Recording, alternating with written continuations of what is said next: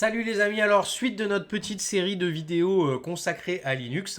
Donc dans la précédente, je vous avais montré comment on installait Linux en vrai, avec une clé USB bootable, alors que ce soit une distribution comme l'Ubuntu que je vous ai montré la dernière fois sur un vieux PC, mais ce que je vous ai montré aurait pu très bien se faire avec Ubuntu ou une autre distribution sur un PC plus récent. On va dire que la méthode est la même pour installer Linux sur l'ordinateur.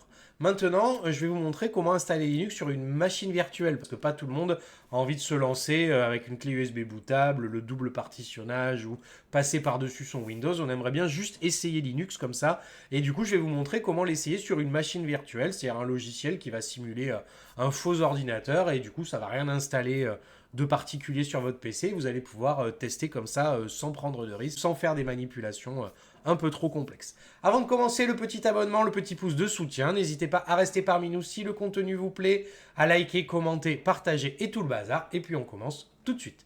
Alors, il va falloir commencer par télécharger la machine virtuelle, donc le logiciel qui va servir de machine virtuelle. Alors moi, je vais passer sur VirtualBox, qui est un logiciel open source, super simple à installer. Donc, je vous mettrai le lien en description. Quand vous y êtes, il suffit de cliquer sur Download, ici. Vous sélectionnez la distribution Windows, Mac ou Linux pour faire un Linux dans un Linux. C'est très très drôle aussi. Donc moi je vais prendre Windows parce que je suis sur Windows. Je vais cliquer et ça va me télécharger VirtualBox comme ça. Une fois que le téléchargement est terminé, on va...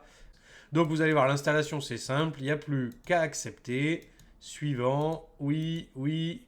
Donc on crée un raccourci sur le bureau ou pas, le reste on laisse, on fait suivant et on installe comme ça. Donc on va le laisser terminer avant de voir la suite. Donc une fois que c'est fini, vous allez arriver sur une interface comme ça. Maintenant, ce qui me reste à faire, c'est à prendre la distribution Linux. Alors, on aurait pu prendre l'Ubuntu comme la dernière fois, mais ce coup-ci, je vais prendre Ubuntu parce que là, sur mon gros PC, ça va marcher un petit peu mieux, on va dire. Donc, je vais prendre Ubuntu, la distribution Linux la plus connue. Donc, restez bien dans les suites des vidéos parce que là, pour l'instant, on en est aux installations, mais il y aura des tutos consacrés à l'Ubuntu, Ubuntu et d'autres distributions Linux où je vous montrerai un petit peu les premiers pas pour démarrer quand on n'y connaît pas.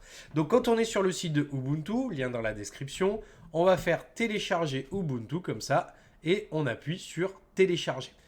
Et une fois que la distribution Linux a été téléchargée sur l'ordinateur, pourquoi j'ai Excel d'allumer, je ne sais pas. Les addictions, c'est compliqué à combattre. Donc je vais ici appuyer. Donc une fois que je suis sur le gestionnaire de machine virtuelle, je vais faire nouvelle ici. Donc je vais l'appeler, je ne sais pas, par exemple Linux. Admettons, c'est très bien. Je vais décider d'un dossier d'installation. Donc vous laissez le dossier d'installation par défaut, il n'y a pas de souci. Et là, je vais devoir sélectionner l'image ISO qui m'intéresse, donc la distribution que je viens de télécharger. Donc moi, elle est dans les téléchargements Ubuntu, comme ça. Donc, il va me remplir la suite, il n'y a pas de souci. Je vais faire suivant. Je vais décider d'un nom d'utilisateur et d'un mot de passe. Allez, le mot de passe le plus sécurisé de la Terre, 1, 2, 3, 4, 5, c'est absolument génial. Donc ça, il n'y a pas besoin de toucher. On peut faire suivant ici. Alors là, la RAM, effectivement, comme c'est pas du... donc l'Ubuntu aurait besoin de moins. Là, il va falloir au minimum 4. Sinon, ça va être un peu compliqué. On peut même mettre 8 si vous avez, mais on va dire que 4 c'est le minimum. Sinon, ça va commencer à être un petit peu embêtant. On lui met au moins 20 Go de disque dur pour l'installation. Donc, vous pouvez mettre un peu plus selon la capacité que vous voulez. Mais voilà, le nombre de CPU, bon, je vous laisse choisir. Mais disons que si vous avez un gros PC, vous pouvez monter un peu. Mais au moins pour la RAM, vous mettez au moins 4 MO. Et pour le disque dur, au moins 20 Go. Sinon, ça va être un petit peu compliqué. Donc, on va faire suivant et on va faire finish. Et vous voyez, donc, le truc a démarré. Il va nous la lancer et il n'y aura plus qu'à... Hop, je vais le mettre en plein écran. Donc, vous voyez, la machine virtuelle vient de se lancer. Donc, vous pouvez aller dans les menus. On peut le mettre en mode plein écran, etc. Ici, il n'y a pas de souci. Donc, on va le laisser démarrer. Puis, il va nous conduire gentiment jusqu'à l'installation. Et voilà. Donc, une fois que vous avez... le laisser terminer l'installation, vous allez arriver sur une interface comme ça. Donc, il va charger le menu. Et puis, l'installation va commencer. Et puis, quand il aura fini, on va avoir quelques paramètres à régler avant d'arriver sur le bureau. Donc, après un dernier petit redémarrage en règle, on revient du coup sur le panneau des utilisateurs. Donc, je vais remettre hop, je vais remettre mon super mot de passe, hein, ici.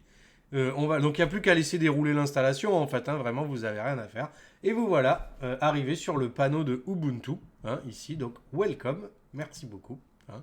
Donc, on a encore quelques petits paramètres, hein, la localisation, le système machin, est-ce qu'on est, donc on pourra changer la langue, hein, bien sûr, mode sombre, etc. Et on termine, hein, et puis on arrive, bien sûr, ici, donc, hein, avec donc le petit dossier avec les documents, etc. La barre de menu en bas. On pourra bien sûr changer la langue, etc.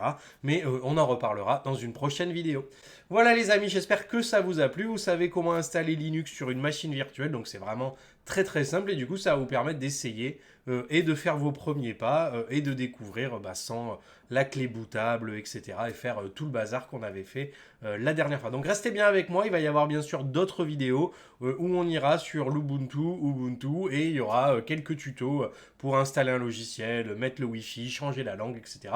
et que vous puissiez du coup, base de départ pour pouvoir vous lancer sur Linux si jamais l'aventure vous tente. Voilà, c'est tout pour moi. J'espère que la vidéo vous a plu. N'hésitez pas à me dire en commentaire si vous avez essayé, si vous avez trouvé ça cool. Moi, je vais vous souhaiter une bonne fin de journée. À bientôt. Salut!